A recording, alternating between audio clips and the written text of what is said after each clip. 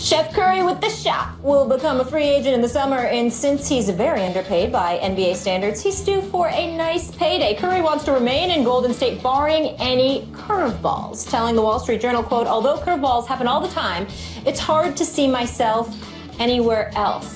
Stephen A., what are these curveballs he speaks of? Well, in my opinion, I have not spoken to the Warriors in recent weeks. I've been busy doing other things, but I'll lock in on them. Profound respect for their owner, Joe Lacob, and what they're doing there. And I can't see any way that Steph Curry would leave Golden State. But I will tell you this. When I hear a statement like that, it comes across to me as a reminder. Yes, I wanted Kevin Durant here. Yes, I'm happy Kevin Durant here. He's averaging 27 a game. I'm averaging 26 a game. He's shooting 57% from the field. I'm shooting 49% from the field. We doing our thing. Between us and Clay, we averaging almost 75 points a game. We good. We don't want to mess this up. But let's make sure we remember whose franchise this is and what my value is. I don't think there's any question that Joe Lacob will do just that. But this is big time sports. This is the business of sports. And anytime you get a superstar the magnitude of a Kevin Durant, it provides you cushion to make decisions whichever way you want to go, because you know you're going to still be on an elevated level compared to most in the industry. Let's say, for example, and again, I'm not entertaining this because I don't see Steph Curry being gone from Golden State because Joe Lacob is just too smart and the situation is too good and the fan base is too fantastic and the people in Oakland will go ballistic if they ever lost Steph Curry. But let's hypothetically speak for a particular second here. If you are in that situation, let's say there's no Steph Curry, but there's Kevin Durant and Draymond and Clay and the crew. You trying to tell me you still can't be in the upper echelon of the NBA? Of course you can. Sometimes in the world of business, owners use that as a particular excuse to sort of veer left a little bit and try not to give you what you deserve. I cannot see that happening, but we need to be reminded of this, Max. Steph Curry actually deserved more money with his previous contract. And he had those chronic ankle injuries that he kept suffering from, and they didn't know about his health. So he ended up signing for a deal where a lot of people would make the argument that he was underpaid because he's only getting paid like $12 million. He's clearly paid deserving of more. It's just that you didn't know about his health situation and whether his career would continue. So they got over there. I think it's Steph Curry reminding them, you ain't thinking about getting over this time, are you? Because it ain't gonna happen. I don't think that can be it. And obviously you are privy to more NBA. Yeah, but I didn't check. So I didn't call about it. I disagree with that assessment because you're dealing with a league with a max contract.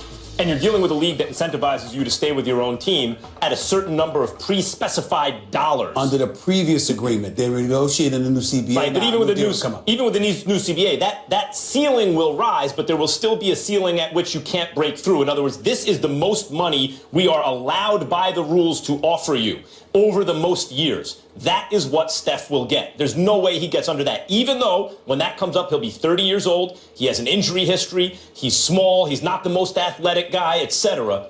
He will still get that. Why will it not matter no matter what Kevin Durant does? What's Kevin Durant shooting from three right now? 44%. That's above or below where Steph is shooting? Steph is at 42%. Okay, it's even higher than Steph. You know why? Because he's playing on a team with Steph Curry. See, Steph, and I think the Warriors, obviously the Warriors realize this. You don't get extra points from shooting farther behind the three-point line. It's not like you get 4 points. So what's the incentive ever to take a longer range three-point shot? It didn't really make sense at first. If you're not being rewarded for it, but the level of difficulty goes up and the probability of the shot falling goes down. Well, what Steph Curry and the Warriors have shown is not all three-point shots are created equal. Those deep threes that Steph takes has a greater spacing effect on the floor. You say, oh, they shoot the three, they space the floor, stretch four, whatever. But when you shoot it from way out there, that's that many more steps the defense has to take to rotate. It's the reason, though he's not shooting it now, Draymond Green went from a high 20s, low 30s% three-point shooter, for a big, I guess, but we like a little more, or a big-ish guy, to that dude's shooting near 40% last year, right around 38, 40%. That's a killer. Because those guys are wide open. You give an NBA player, I don't care if he's a center who can't shoot, that extra second, they become much better shooters. And that's what Steph does for this team. And under no circumstances, that's among other things. He's also unselfish, setting off-ball screens and all that kind of stuff. His handles make him a mobile artillery unit, all those things. But that distance from which he can shoot and his unselfish play make everyone around him better. Couple of things to say here. Number one, if Draymond Green was open last year, you would perceive him as being even more open now. He's shooting 29% from three-point range. It's early. I'm just saying. The point is he was making them last year. He ain't making them with the degree of regularity that he was last year. That's number one. Number two, Steph Curry now has a teammate in Kevin Durant who could have made just as much money, who could have made more money staying in Oklahoma City. He declined. He decided to leave. So you got to remember, it's their right to do what they want to do once they become free agents. That's point number two. Point number three, no matter which way you slice it, it is plausible. I don't know. I haven't checked into this, but I've been told this. I have to check. Steph Curry being with Under Armour, the situation isn't as beneficial for him now as it was then, possibly. In other words, what I'm saying is I shouldn't say it that way. What I should say it is this way. He might be better off somewhere else if it's just about the dollars because of Under Armour and what you could do there, as opposed to being on a team with a Nike rep who's doing what he's doing and what Kevin Durant is doing. I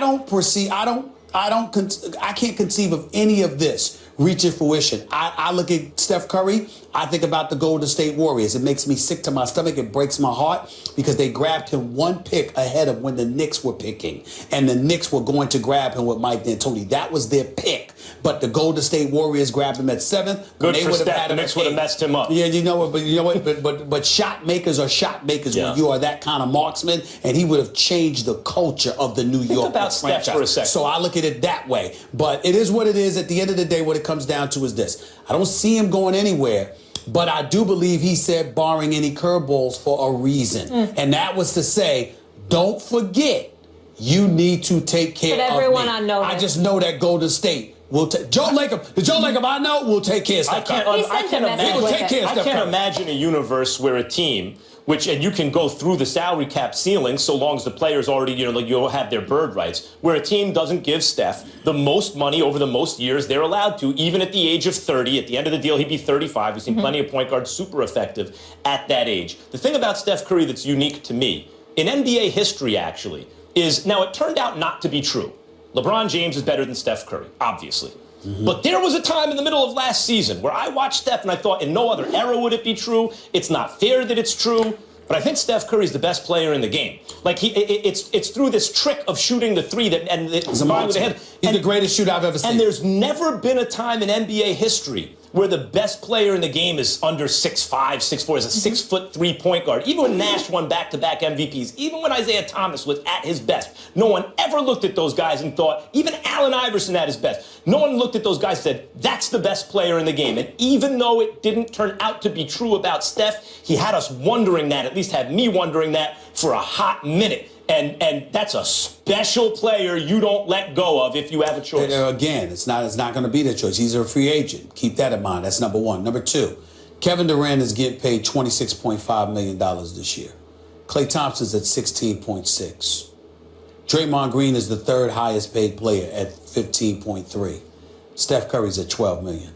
He's only getting $1 million more than Andre Iguodala. Andre Iguodala. His time is supposed to be coming. And also, Kevin Durant has a player option after this year. So Kevin Durant, listen, he's probably going to stay long term, but we can't assume anything with him at this point. He could very well win the chip this year and decide to go elsewhere. Don't rule out anything. Why does Durant even want to play with Steph? Because he's unselfish. I don't see Steph as that kind of player who leaves town because of something. I don't see it either. We shall see. But he set curveballs for a reason. He's putting them on notice. Take care of me. No question for me. It's been our decision here to play the hot hand and keep going with Dak and have Tony, who has handled this with such class and such professionalism in terms of what's in the best interest of our football team at this moment. But certainly been very difficult for everybody because of all the great things Tony's done for our franchise. Oh, Max, what does this say about the Joneses? I think it says really good things, to tell you the truth. Yes, I do. Look, the NFL is ruthless in terms of their efficiency, right? And that's ideally how business works. That business should be very efficient, and they run the team as a business and all that. But there is a redeeming quality about people who not only value loyalty, but reciprocate it. Who have, and this happens even with bad people who play for the Cowboys. You see Jerry Jones come out and defend them and like, dude, you can't defend that guy. Do you know what that guy just did? I mean, how many times are we up here talking about that? And it's because Jerry Jones, in his personal experience, and Marcellus Wiley, my former broadcast partner, happy birthday, by the way. Happy birthday, Marcellus. Yeah. So, but Marcellus Wiley used to talk about this. He played 1 year for Jerry Jones. Didn't play well.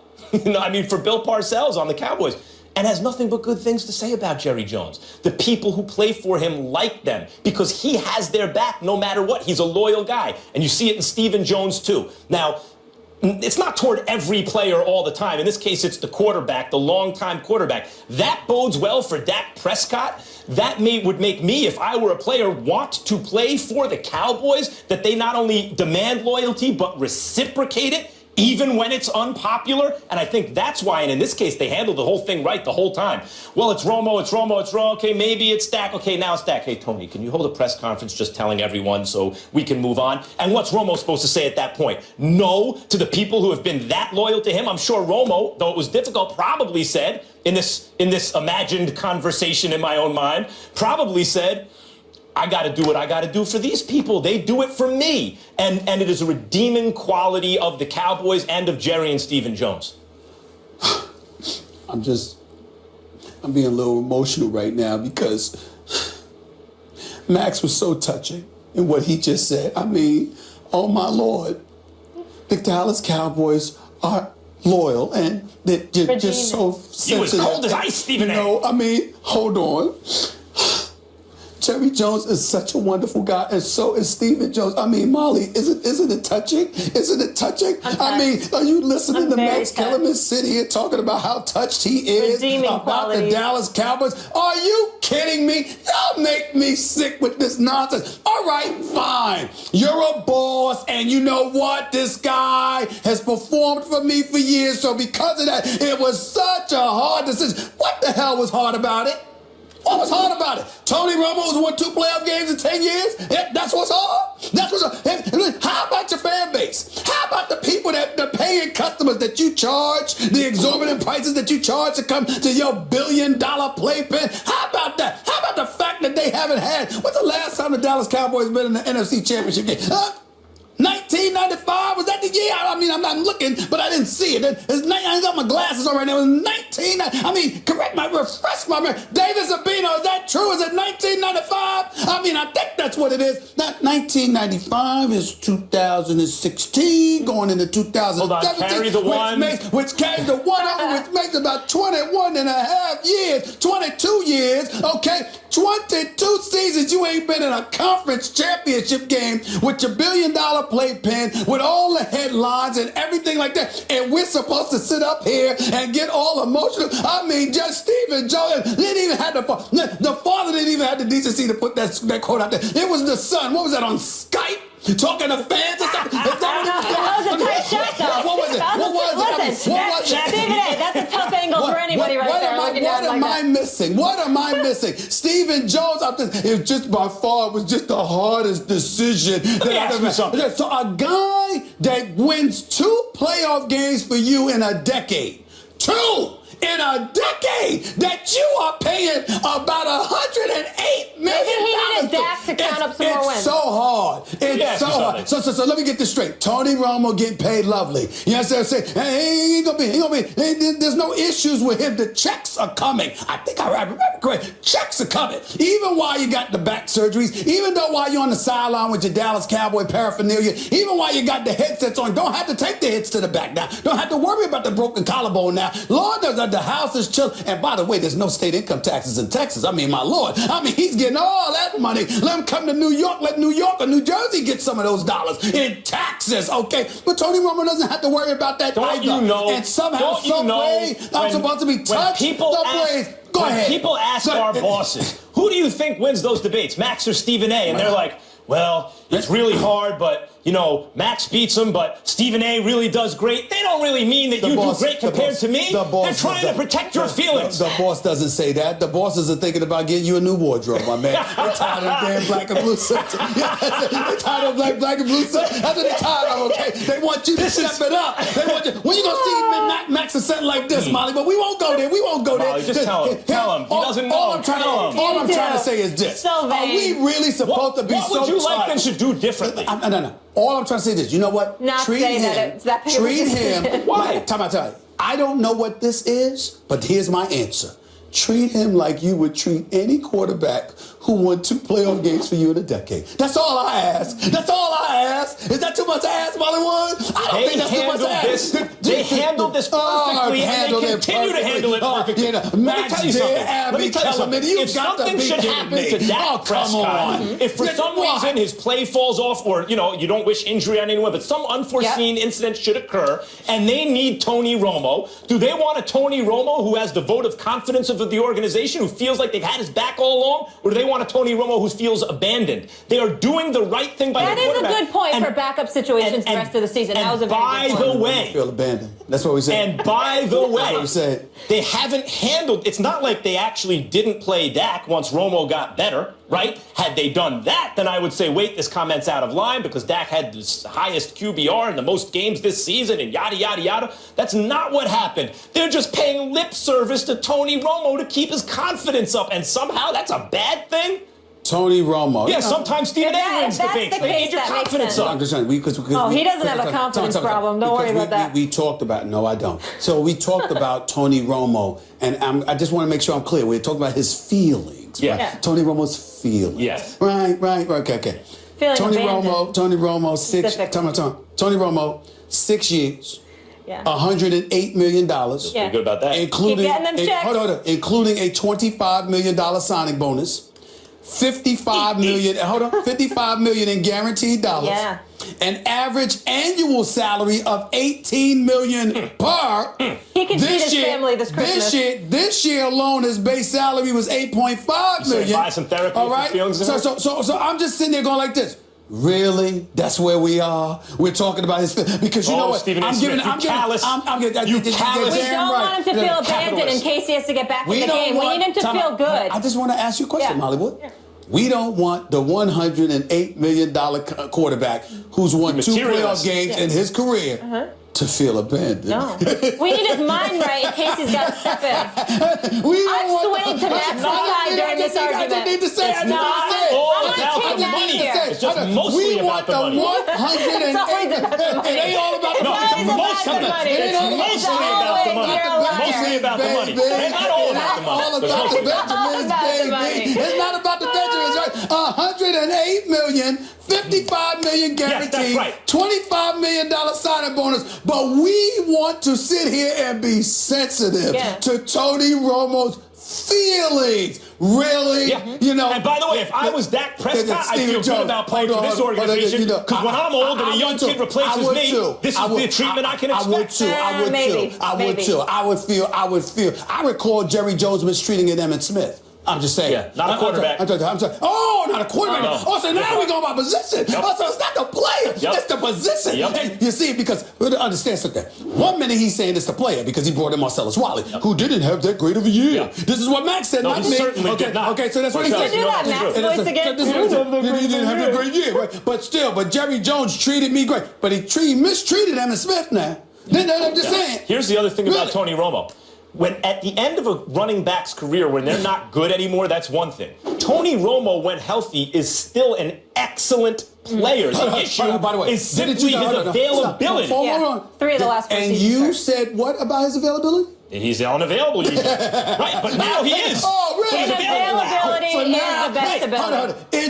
It's Wednesday. What that got to do with Sunday? Because he's not playing, so he should remain available in case that isn't. I'm saying you want his confidence Max Kellerman has sounded so bad about Tony Romo that even if Tony Romo was playing this Sunday, Max would sit there and say, well, it's Wednesday. Anything can happen between now and Sunday with him. That's right. That's what you would say. That's why he's best served as a backup. Really, exactly. And where the Cowboys have him, by the way. I never said he wasn't best served as a backup. And that's where the Cowboys have him. I'm talking about his feelings. So you don't like the comments they're making supporting him? I'm saying to you, you seem touched by their feelings Yes. for him. Yeah. And so do He's you, playing, Molly. we're playing mind games. so You're do you. twisting Stephen A. into his Smith, you regular- can mock everyone's humanity. That doesn't discount it. Mocking their humanity? Sure, Molly. I'm being cruel, Molly, because $108 million man, $55 million guaranteed. His feelings, y'all. Let me ask the camera folks over there. Listen. I'm insensitive. I'm insensitive, fellas.